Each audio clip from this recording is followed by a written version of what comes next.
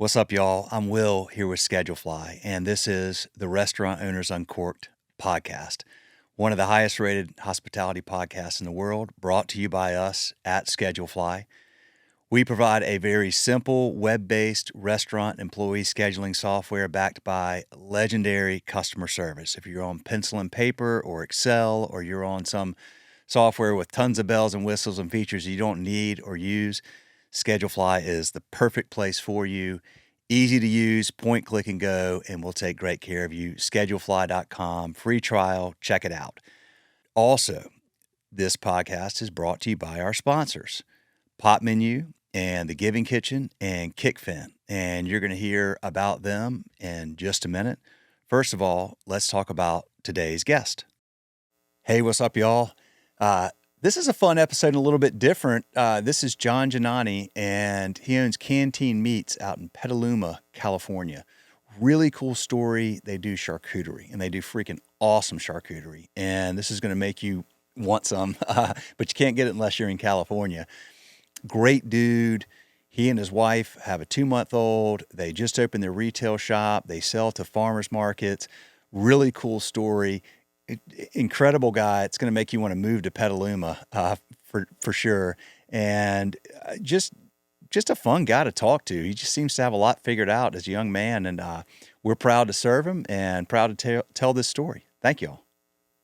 Give your team the gift of Pop Menu AI Answering, a simple solution for phones ringing off the hook. AI Answering handles calls 24/7, 365 days a year, so your staff can focus on in-person guests. Customize your greetings and responses, answer common questions, promote specials and events, and send follow-up links to ordering and reservations. AI Answering handles it all while escalating more complex conversations back to your team.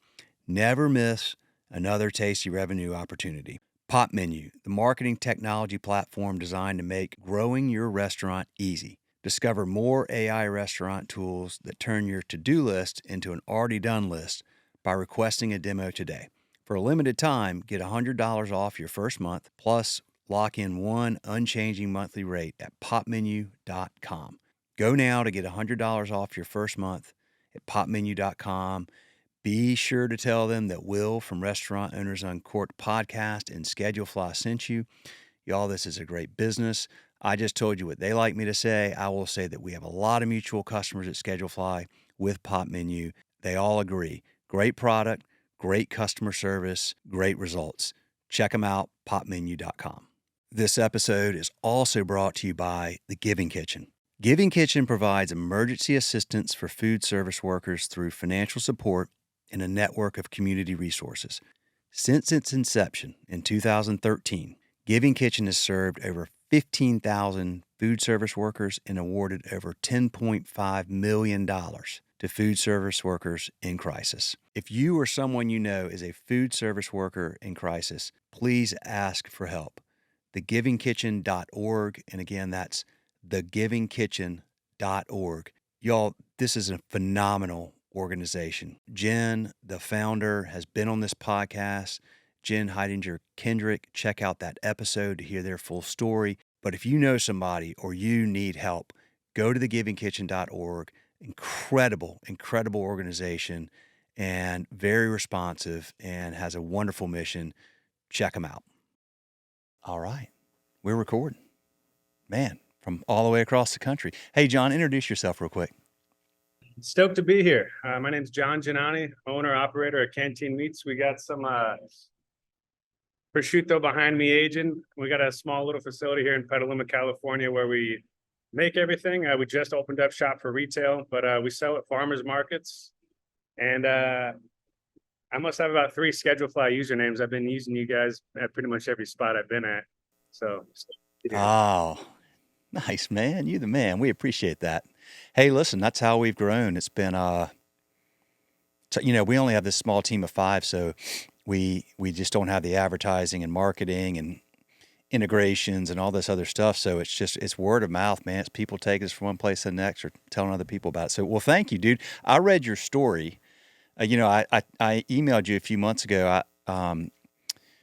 When we get, I think you sent us your logo or something like that. When we get a logo request or just customer support stuff, I like to go in and just see like, okay, well, what's this place all about? And that's how we find people for this podcast. And I read your story. I was like, oh, this is cool. I hope I can get him on the podcast because this is a really cool story. Like I just love what I was reading. So we'll talk about that whole thing today. But and then since then, you guys like you opened your retail store, and then you had your first.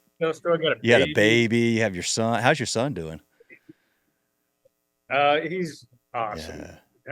Just pounding leche nonstop. Look over in the middle of the night. He's got his hand out of the swaddle. I'm calling him Leche Guevara. But it's fun. And then I can bring him into the shop on days when it's not like heavy cut days or there's, you know, a bunch of hogs coming in. If it's just like a computer day, I'll bring him in here with me. And so you just kick back and be nice to kind of like raise him in this Heck spot. yeah, Will. What's his name? Lorenzo Ginannii. Lorenzo Ginannii. So, Yeah. and he's like, I mean, he's like a month old, right? 2 months. 2 months. Okay. 2 months. Growing. But yeah, that's another thing that's been cool too, balancing that and having the flexibility to kind of duck out of the shop. We live a mile away, so I'll just pop home, check in with him, get some smiles, come back. Just like you guys got 5 people. We're the same way. We got 4 people, small team. Most of us are everybody's part-time. I got 1 full-time staff member. He does all the raw production with me. He's been with me for about 3 years. But everybody who works farmers markets for us, it's all people who they've got full-time gigs, and some of them are friends. But it ends up being kind of like a fun thing for them to do on weekends. But even if they're just with us one day, it's all a tight crew. Yeah, man. Friends, family. Well, let's talk about your story, because y'all. So this is when I say y'all, you and your bride, you had careers in. Well, one of you was it retail and hospitality, right? Tell me the backstory around all this. Ann's got a design background. My Okay. wife, she's got a really good eye. She's always had a good eye also has a good operations mindset on like how to do things efficiently. Me, I've always worked in wine or food, whether it's at wineries, managing restaurants, selling wine. In 2014, we had been dating for like a year, and I just had it in my head. I was like, I want to go to Europe. I want to travel. I want to get out of here. I want to see some spots, and mainly I want to learn how to make charcuterie. And so I asked her, I was like, do you want to come with me on this trip? Like, we can go everywhere. And she's like, yeah, I'm down. And so literally the next day I started looking up the tickets. She's like, whoa, take it easy, like chill out. I got a full-time job. You got a full-time job. We ended up planning it out to a T, and it took us an entire year from that date that we talked about it until we left. I did right by my bosses at the time, gave them like 8 months notice. Everybody knew that we were going to be doing this thing. And so we, through a website called workaway.info, got linked up. You're basically applying to jobs, right? Worldwide. It's people like me, like us, small business owners, but just in different countries that need help, right? A lot of them had families. And so we basically applied to jobs. Most of them were all pig farms, with the intention of learning how to make charcuterie. It's my favorite food. And working in restaurants at the time, I was realizing that a lot of people were spending a lot of money on charcuterie boards. And it was just like an exciting time for chefs in America. And that was one of the things that I wanted to kind of hone in on. And so we started in Sweden and worked at a farm there, raising a rare native breed of pig called the Lindrodsvin. And so we fed the pigs, butchered the pigs, made the charcuterie, but then also we would just hang out with people from around the world, because at any one of these spots, there could be somebody from Austria, a couple from Japan, a couple from Italy. Like there was just all sorts of people there. Some places we stayed in a basement, some places in a room. In this pig farm in France, we stayed in a tent. There was a thunderstorm. It was awesome, memorable. But a lot of, relations were made, and a lot of just learned all kinds of techniques, but then also kind of learned how each family or couple managed a small business with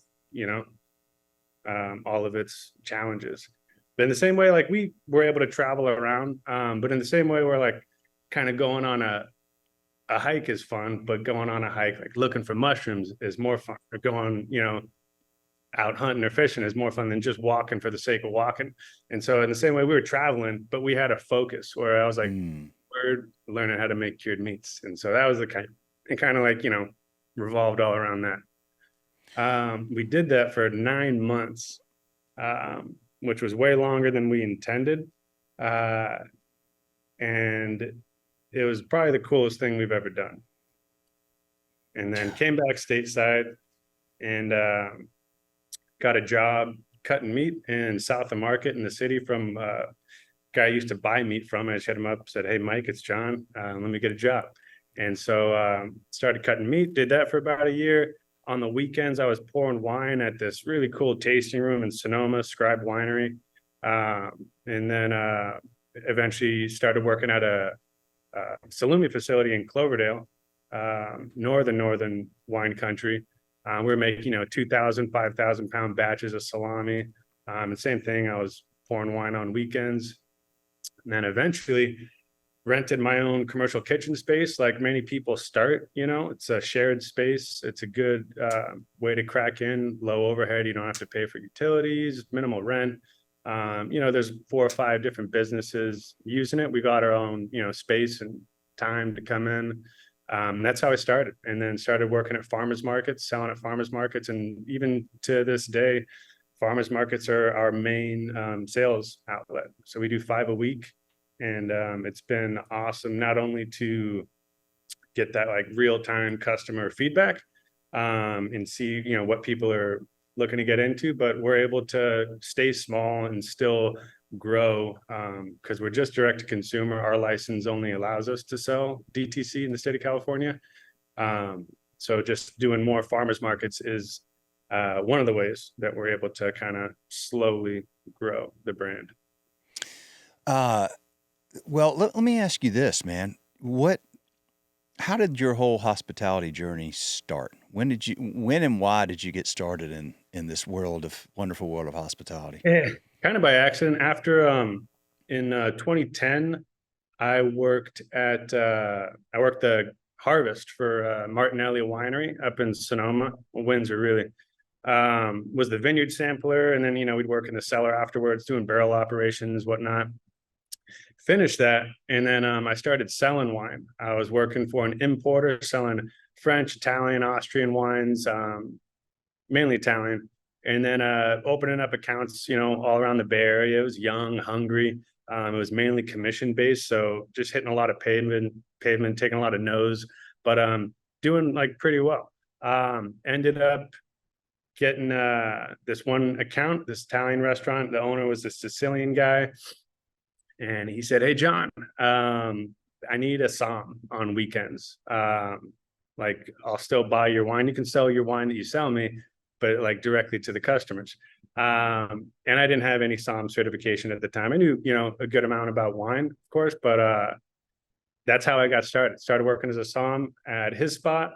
And then about a few months later, he asked me to manage a restaurant that he had that was also a hotel, bar, charming spot, built in 1901, like old style saloon place in Half Moon Bay that people literally used to like ride their horses up to and get a drink. Wow.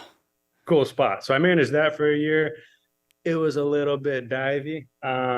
It had its, quirks, paper thin walls. People would, rent some rooms, and it was just a full bar open until 2 a.m. No walls. Cool spot though. Learned a lot there. And then from there, went to a different restaurant where that was like where I really cut my chops, learned a whole lot. It was a classic diner spot, still is. That place is just doing very well. The owners are the best. Andy and Jamie, Alice's restaurant, if you guys are listening. Wait, Alice's restaurant? Yeah. Where is it? It's in Woodside. It's not the one from the Arlo Guthrie song. Okay. I don't even know if that one's up and running anymore. But now this is a cool spot though. It's like perched on the top of you're in the Bay Area, you want to get to the coast. There's like one mountain pass basically you go through, tons of redwood trees all around.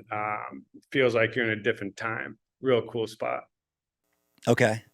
And then after that was the Europe travel. Okay. And then, from there onward. So tell me about charcuterie. What you said it's your favorite thing. Like how did that, was that at the Sicilian place or where did you? No, I mean, my family, we're very much American, right? But we've got Italian heritage. And it's just always been my favorite food. Whether it's something simple when I was a little kid, just salami sandwiches. We ate a lot of Yeah. Columbus salami, great stuff. They've since grown a lot. But now, I mean, my favorite food, if I were to pick one, would be a jamon iberico aged, roughly 3 years. It's 3 years. got everything, right? Just mommy. But I wanted to learn how to make that, being, all around my favorite food. And the first thing I was like, I just want to learn how to make it for myself, and maybe not have to buy it. Right, it's not cheap. Yeah, spending a lot of money on charcuterie. Yeah. And once you start making it, you realize why it's not cheap, right? Like, not only does it take so long to make, but then throughout the process, you are losing weight, right? Except for some items like mortadella. But like, you generally lose about 30, sometimes 40% of the original weight. So you got to kind of like figure out your pricing structure. And a lot of it's just based on what other people are doing. And then, how much your meat costs that you're using. We use all vendors that sell at the farmers markets with us. It's not cheap meat, but that expensive meat, when it's raw, becomes even more expensive when you dry it and then age it. But yeah, that's, I mean, there's so many reasons why I got into it, but I just couldn't ever get the thought out of my head that I wanted to have a company where we aged meats. Just like aging wine, things like these hanging behind me right here, just the fact that it's something that gets better with time. How long, you said, so you mentioned one aged 3 years. How long do you typically age charcuterie? I mean, does it vary from months to years, or I don't know much. This one right here, that big one is gonna its 3-year birthday on May 10th. We're cracking that. That's from some California raised Iberico pigs from Encina Farms up in Middletown. But usually things like Copa, diameter about like size of a softball starting out. That'll take around 3, sometimes 4 months. Salami is generally faster. Those would be like a month and change, 2 months if it's a bigger diameter. But our prosciutto legs are like classic prosciutto we make. We do 15 months. So it all runs, and there's no real like algorithm. I don't have some overarching a spreadsheet of I need to make this now in order for it to be ready. You think you kind of have a hold on it, but we generally just try to make as much as we can with the time that we got while maintaining quality. And you can only grow so fast. It's always a very, very slow growth as things age. It's not like a bakery where you can scale in a heartbeat. Maybe if you had a whole lot of investment money, you could scale. But so we've been growing very slowly over the past 4 years, and I'm happy with that. We don't have any debt. We don't have any investors. I had a loan that I got from QuickBooks. And other than that, it's just been paying as we go, and you kind of just make moves as your bank account tells you it's okay to, Smart way to run a business, man. Yeah, absolutely. So I don't know a ton about charcuterie. I mean, I like it. I eat it when I see it. When somebody has a charcuterie board, I'll dive in and I'm all over it. I eat a ton of meat just generally, and cheese. So you mentioned being on pig farms. You mentioned just now, buying hogs. Do you also have other animals that you? Yeah. We do beef. We don't do we don't get whole sides of beef. We don't have the space for that, and we only have a handful of beef products. So I'll buy rounds. Most people, they don't have any trouble whatsoever selling their ribeyes, selling their New Yorks. What they do have more of a trouble selling generally are eye round, top round, bottom round. Those leaner, tougher cuts generally. But that's what we use when we make our essentially beef prosciutto, which is the beef bresaola, or beef cecina, the Spanish version of that, where we cold smoke it with hickory prior to aging it. Mm. So we also do lamb. We make a lamb salami. We also do duck, but pork is the main thing. That's The the main thing. Why is yeah. that? It's got the most fat. It's got the it's also the perfect example of a whole animal butchery. You can utilize everything Yeah. from the snout to the tail. Literally, we'll do our family meal with ears. And my main guy, who he's been with me for 3 years. He's the best. He's from Haiti, and his favorite dish, like if you had to have him pick any part of the animal to eat, he's like the trotters and the ears. Those are the best. And so once a week, he cooks up a family meal for us, and it's the tastiest thing ever. Usually the trotters don't even make it to customers. We eat those ourselves. But yeah, the pork, not only the fat, because you do need fat for a lot of the products, but it's also it generally is quicker to harvest. But yeah, fat, flavor. If I had to pick one protein to eat for the rest of my life, it would be pork for its versatility. You can have it for, any meal, any time of day, in multiple different applications. Sold, man. I like it. Okay, so then you're buying. So you've got So you're buying from local Petaluma. You're like north of San Francisco, right? Yeah, we're in the North Bay. It's also the closest wine growing region to San Francisco. Recently, it's gotten more popular for Pinot Noir grapes. Petaluma Wind Gap is great for that, but also just rolling pasture.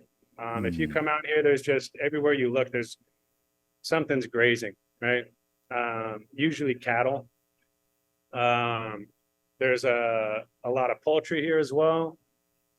Chicken. We get our duck from Liberty Farms. They're here in Petaluma as well. But it's pretty well suited to agriculture.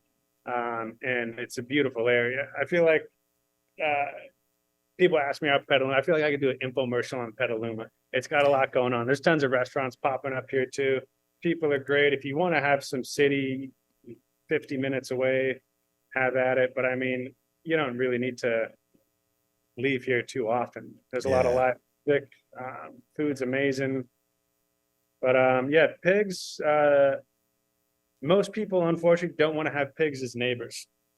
One or two, that's fine. But if you're talking a proper hog operation, you're going to need generally a little bit more land to do that. Spread them out. They can be pretty rough on the land, so you got to rotate them. But there's a lot of people here that are doing an incredible job with them, raising heritage breeds. And we've got tomorrow coming in 2 pigs from Napaluma Farms. They're great. They're in Petaluma. And then the next day we have a hog coming in from Pajaro Pastures they're actually in Corralitos, kind of down by Santa Cruz. But they get their hogs processed in Petaluma. It used to be that there was no abattoirs, slaughterhouses, for 3 hours, right? People would have to drive their livestock 3 hours to Orland. But now there's all kinds of mobile units, which is really cool, very sustainable. Anything you can do to make it easier on the animals, the ranchers, and also lower the carbon footprint. These mobile units are filling that void. And they're basically mobile in quotations. It's a stationary unit, but that's how you get it licensed. And so these animals, they're raised in 10 minutes drive, they're processed, and then another 10 minutes drive, they're brought to me. How long do the animals? How old are they when they're processed? Uh, Minimum 8 months usually. Okay. The longer they go, the more muscle structure you get, the more integrated fat you get, the darker the meat color. Most of the animals that I get are going to be raised taken to slaughter much later than that. The meat will look like beef sometimes. Like if you take a cut from the shoulder, the meat's red, right? Okay. It's not this like bland, you know, peach color, which nothing wrong with that. There's a need for that in all kinds of different markets. But we find that what our customers like the most and what we find to be the most flavorful is, you know, a little bit later in the age game, and you just get that deep dark red hue to it. All right, y'all. It is time for a little mid-episode break. We're going to talk about Kickfin. Thousands of restaurants, bars, and breweries use Kickfin to tip out their employees instantly. No cash required. With Kickfin, tips go directly to your employees' bank of choice the second their shift ends. It's a really simple solution to a really big problem because if you're still paying out credit card tips in cash, it's costing you. Time-consuming bank runs and cash counting take managers away from work that matters. Cash is hard to track, which leads to accounting headaches, and it creates the perfect opportunity for theft, human error, and compliance issues. Bottom line, there's never been an instant secure way to pay out tips until Kickfin. It's an easy-to-use software that sends real-time, cashless tip payouts straight to your employees' bank accounts 24/7, 365. Kickfin gives managers hours back in their day, makes reporting a breeze, and protects your business from risk. Most importantly, employees love it. Restaurants can have Kickfin up and running overnight. Employees can enroll in seconds. No hardware, no contracts, no setup fees. Visit kickfin.com for a personalized demo. See how restaurants across the country are digitizing tips with Kickfin.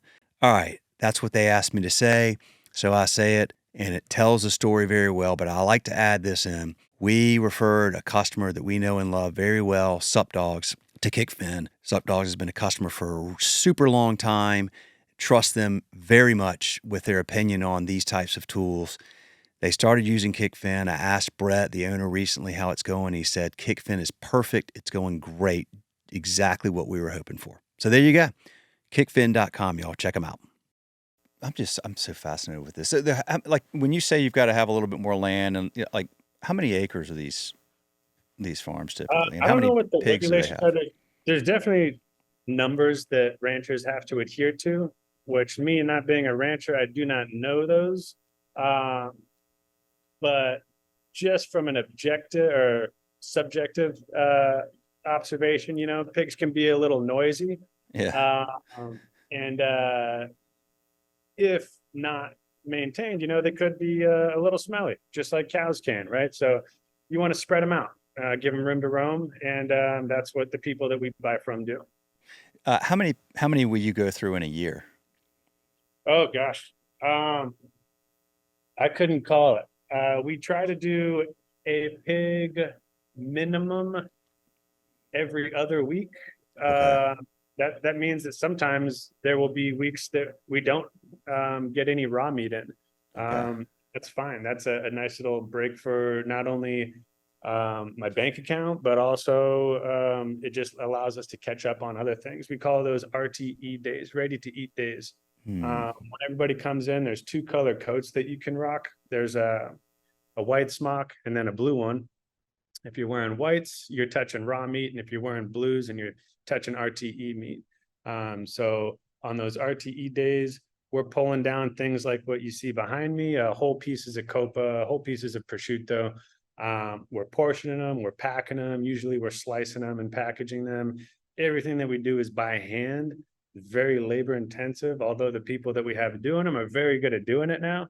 I'm always shocked at how much they can turn out. They're way better at it than me now. I mean, I started doing it just myself on a tiny little vacuum sealer, and now we've got, you know, as you go, you upgrade equipment, which can be an addiction in and of itself, right? Or if I can get this next piece of equipment, and then if I get that, then I'll, upgrade to this level. We're at a good point right now where I don't think I need to buy too much more. It's all very simple, rudimentary things we have. We have a meat slicer, we have a hand crank sausage stuffer, we got a meat grinder, a buffalo chopper, and we got a vacuum sealer. Other than that, a lot of refrigeration, freezer space. And then we got our 2 aging rooms, which are kind of behind me, but behind those doors, there's one aging room for the whole muscle stuff, which is the things that are not ground up, like your copa, like your prosciutto. And then we have another room for our salami, which are, salamis ground up just like sausage. We mix it up. But then instead of sausage, like you just sell it right then and there. We tie them up, we ferment them, hang them to ferment, and then we dry them. So the 2 rooms are separated like that. And then this whole front display is where they kind of finish at ambient room temperature. And I don't know if you've ever cut into a piece of meat, aged meat, or even cheese. You can get them those little crystals, called tyrosine crystals, and it's a breakdown of amino acids that basically ends up being the building blocks of MSG, natural MSG, which is one of the reasons why it's all so tasty. And so that only happens past a certain amount of aging, and you have to, do everything, of course, at a certain temperature and humidity. If you do it right, then it's just laced with those beautiful little crystals. Well, so labor intensive. Tell me about the labor part of this, and is that are you able to find and keep good people? It seems to be challenging for a lot of folks these days. A lot of people, yeah. That's another thing too. I mean, I pay my staff well, and we're all friends. We're all Spanish speaking. When we're working, we're speaking Spanish, nothing else. I got an amazing crew. It's just 3 people who are helping out in production, and I haven't had a single issue with any of them, and I'm really lucky in that sense. Yeah. But I take care of them. They take care of me.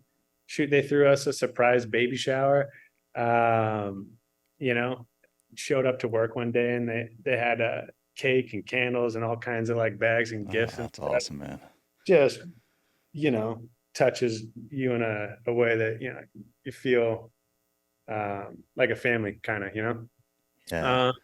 And then with farmers markets, I would say is the toughest thing to staff, because you are asking a lot out of people. In some cases, you're asking them to use their own phone for checkout. In many ways, they're using their own car to transport things. We do have a company van, but sometimes you got to get a little creative if you're doing multiple markets in a day. Like I said, a lot of the people work in the markets. They're, friends of ours, or sometimes even family. My sister-in-law works them. She's just got done with school, and she's like, John, I'm broke. And she's like, I also want to hang out with Lorenzo, or, nephew. And I was like, I got an idea. She's working farmers markets now. And she'll stay with us in Petaluma. But yeah, that market is the markets are tough to find real good, dependable people. Because the Bay Area is expensive too. I mean, cost What's of your living. reach? Like how many, like when you have farmers markets, like what's the geographic reach? Yeah, it's a good question. We don't go further yet than San Francisco. And we try to centralize our markets around the city and Marin as well. For the people not from the Bay Area or not familiar, Marin and San Francisco are both really nice areas, both very expensive areas. And we've found that the general consumer there really knows their food. There's not that much hand holding that has to be done, although there is some education that you need to, a lot of people don't know what half of the products that we make are, which is fun too, in a way, to teach people a new thing, right? Yeah. But a lot of people, they'll just pop into the booth like, oh, you got guanciale, like awesome, like let me get 2 of those, I'll see you next week. And so there's a lot of people that really know their food. And we found that those ones are the most worthwhile for us, in Marin and in the city. Down the road, I'd like to do more. My nephew, he's 12 right now, and I'm like, 2 more years, dude. Well, so but that's like an hour away, right? Some of the farmers It markets. is. Yeah. So it ends up being a bit of a hike. And so you got to kind of quarterback who's working what. Some people who work the markets live an hour and a half away from where their, market's going to be. Ends up being a long day. There's some overtime. There's some meal break penalties that you end up paying. There's so you got to figure out if it's even worth it to pay somebody. Like I'm going to start getting back to work and working a market a week. 1 or 2 markets a week is my like comfortable amount where it's still real fun. You walk in there and it's just, everybody, right? Yeah. And it's like, cheers. Everybody's like, hey, how's it going? And you work on the barter system, right? Like I haven't gone to the grocery store in years for anything that's not like toilet paper or, soap, which we're making our own lard soap now. Are you really? Yeah, stoked for that. That's one thing with pigs. You end up with there's a lot of excess fat. And with that excess fat, you can do a lot of things. One of which is render it down into cooking lard. Mm-hmm. We started making, lard pie crust that we were selling over the holidays, which was awesome. But then, another thing, lard soap. Still got that glycerin in it, very moisturizing. So pumped to start having that too. What were we saying? The farmers markets. Well, I was just curious. I was trying to. You answered it though. It's just trying to figure out how to, like getting your meat there and getting people there and all that comes with it. But that's fascinating to me. So you've been able to barter enough where you're not Yeah. buying stuff in the store. Most of the farmers that go there, I mean, they're bringing perishables, right? So they're bringing things like lettuce, microgreens, broccoli, this, that, you name it. Most of the products that we make are non-perishable. So we are fortunate that we don't have that issue. Once it's finished, it's pretty bulletproof at that point. We still store it all refrigerated. We still bring everything to the market in coolers, but it's shelf stable. It's meant to last. And so the folks that bring, like, let's say lettuces or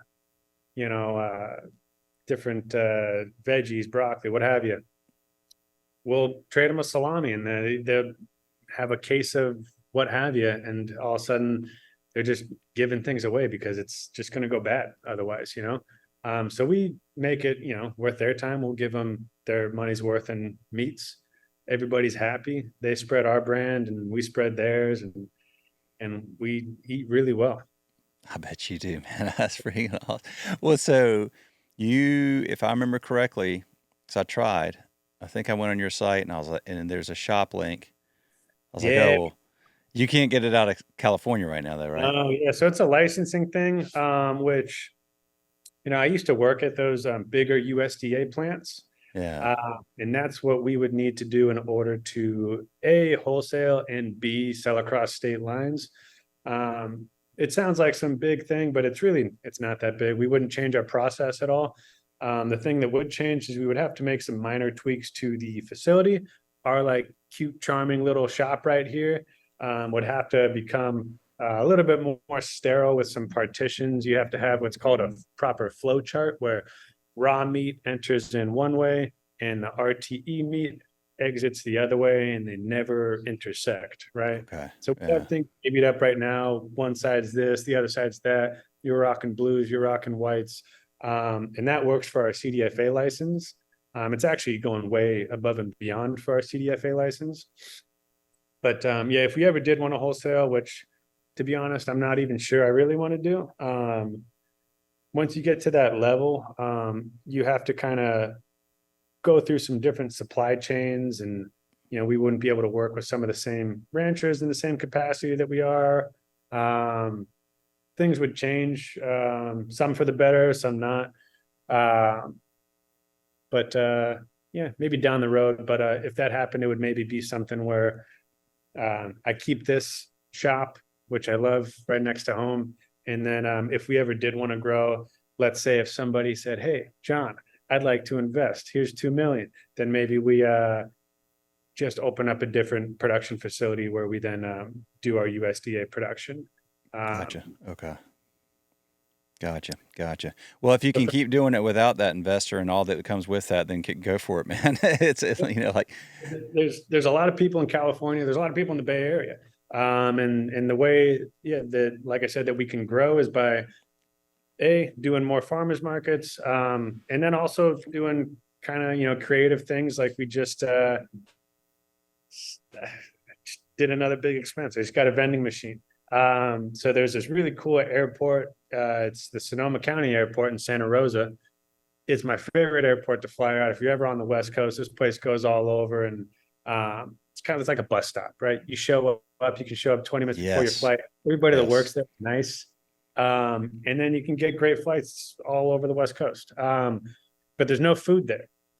And so we got a vending machine, us and one other company, Cousteau. It's a French bakery. You pass security, and then we'll have that bakery vending machine, and then we'll have ours, Canteen Meats. And so people from all over the world really will be able to, let's say if they're flying through this airport or have a layover somewhere, they could grab a snack for themselves or something from Sonoma County to take home with them. And it's shelf stable too, so they can fly with it. So that's another exciting little sales outlet that we got cooking. That's really cool, man. Congratulations. That's a neat way that's creative. I love that. That's awesome. Yeah, thank you. We'll see. I'm hoping it goes well, but I mean, even if it doesn't, I got a vending machine. Put it anywhere. Nah, I think that'll go great. That's a cool use of a vending machine. I mean, God, we need more of that, bro. We need more of that, and not like freaking crap you normally get in a vending machine. Like, yeah, well, we were flying out of there, and for such a cool, charming, like unique airport, all they had was a vending machine with like chips and pretzels. Which, I mean, there's a time and place for those, but it was after that I just cold called them. Was like trying to get in touch with whoever handles the food there, and they said, "You called it a great time. We're actually about to release a bid. Join the county website. You can submit a bid." And took about 10 months until it all went through, but now it's finally gone through. Got the insurance. Everything's finally locked in.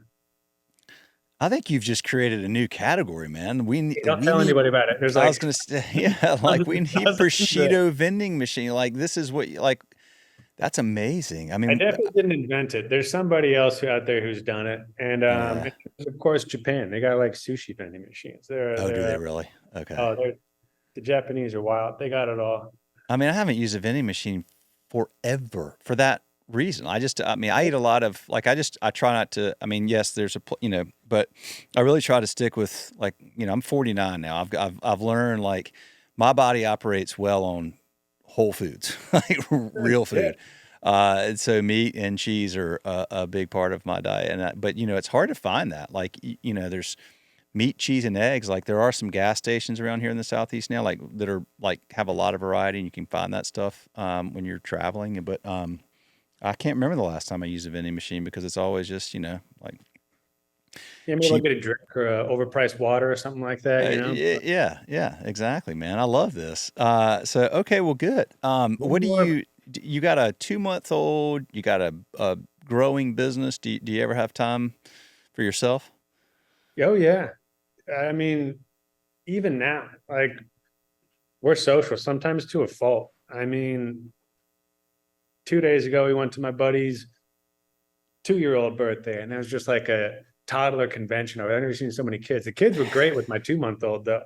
All our friends are kind of having kids at the same time, which is awesome. Yeah. It was one of those things where they had their kids and they're like, "Hey, John, like, come on, man, join us. It's fun."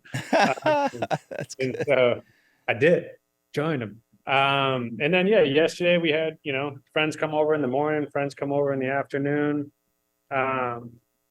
So at any point in time, we try to get out. We took Lorenzo up to the Sierras last week just for, a couple of days. If I'm not out, catching some fresh air, I can feel pent up. So I'm always trying to go out. I don't work out in a gym per se, which I probably should. I should probably start that. But all my hobbies tend to lean towards very physical. We'll go on backpacking trips, whether it's fly fishing, hunting.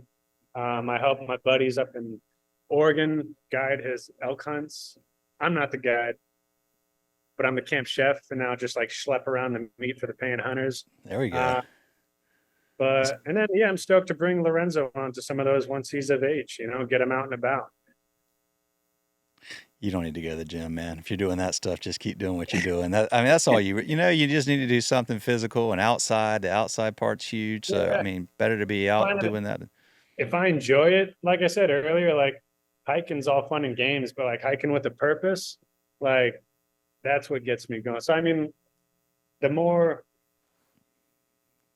hobbies I can kind of wrap into a day and also mix in friends with that, the better. Yeah. But it can be hard, and I find it being a lot harder with a 2-month-old. Yeah. Right now, he doesn't have any say. I can just take him wherever. Right, he's not putting up much of a fight. But the one saving grace of having my own business has been the flexibility to duck out in the middle of the day and go spend whatever, even if it's half an hour for lunch. Just pop in, catch a couple smiles, and then come back in here. So like Monday today, we're off. We're not in production Monday. We do Tuesday through Saturday. And so this is usually like my day to I'll pop into the shop, check on things, clean things up, do a little bit of computer work, and then just spend some time with Lorenzo. Nice, man. Good. You got a good formula figured out, brother. Stick with it. Keep doing what you're doing. You got a good balance, and absolutely. You got 2 or 3 under your wing? 3, man. But mine are. I'm certainly beyond cool for them. I can take any time I can get with them now. My daughter's 20 and she's a sophomore in college, and then my sons are 17. He's a junior, and 14 in 8th grade. So the dynamic changes as they get a little older. It's used to be like now I'll take any time I can get with him, particularly my 17-year-old. He's got a girlfriend, he's got a car. Oh, you're done. He's out. It's so anything I can do. We were actually just talking about trying to go out. I like to ski. We Oh, nice. So we try to. We have some quote mountains here in North Carolina, but this is where we grew up skiing. But try to go out west. I haven't been to. I really want to go to. I always wanted to go to Squaw Valley. I think they changed the name recently, but just Palisades. Palisades, yeah. I haven't been to that area yet. I've been to Utah, I've been to Colorado, been to Wyoming, but I know that's not super close to you. But that general area is beautiful, Tahoe. and I'd love to be in Tahoe. Yeah, you want a little like Tahoe Junior? We go to Bear Valley most of the time. Probably shouldn't be airing that out. But where's Bear Valley? It's about an hour and a half south of Tahoe. It's kind of in between Tahoe and Yosemite. Okay. It's actually the closest mountain to the Bay Area. Not a lot of people go there. It's just like a tiny little. There's one road going through it, Highway 4. It can only grow so much. Yeah. So it keeps it a little more quaint. It's kind of stuck in the 90s a little bit too, which I kind of dig. It's got that. I kind of dig that very much, man. I love that. And it's a fun spot. And it's ski on, ski off. If you're going there halfway through the day, your legs are like linguine. You're like, there's no break, there's no lines. So yeah, I dig that spot. No, that's my kind of place. The problem with going, the well-known places is they're crowded and they're expensive, and like I can't stand going skiing and going in, and it looks like you're going into like a 5-star country club just to eat lunch when you're skiing. I'm like, this just doesn't, like, you don't need this. I asked about a glizzy, a hot dog, and get back in. Dude, you're good. That's right. Yeah, man. Actually, I would just go to a vending machine and buy a bunch of your meat There and you just, go. that's all I need to kind of keep me fueled. I asked about that because I lived, I've been in North Carolina my whole life except for 2 years. I lived in Burbank, and Oh, there was a place called Big Bear. I think so. It's at Big Bear Mountain, which yeah, was like, yeah, yeah. yeah. So Bear Valley. All right, we'll have to check But yeah, that out, Big Bear man. is like Southern California's ski place, which to be honest, I've never been to it. Heard great things, but it's basically kind of like SoCal's version of Tahoe or what have you. Yeah, yeah, absolutely. So, okay, well, hopefully I'll get out there one day. I'd love to get. I mean, you kind of sold me on Petaluma. It sounds like a freaking awesome place to go. I'm not as much for the big cities all the time, but like a place like that sounds like easy access to a lot of beautiful stuff, but kind of a slower pace and just good Yeah, people. and And there's a good mix. I mean, it's pretty diverse, right? I mean, you could go up into a bar, and to your right there could be some third generation rancher, and then to your left is some punk rocker who's about to play a show, and you know it's just there's a little bit of everything, and everybody's into food, and yeah, everybody's pretty proud of Petaluma. It's like yeah, there's a lot going on here to be proud of, so we dig it. you got it going on, my friend. Well, look, I appreciate the time.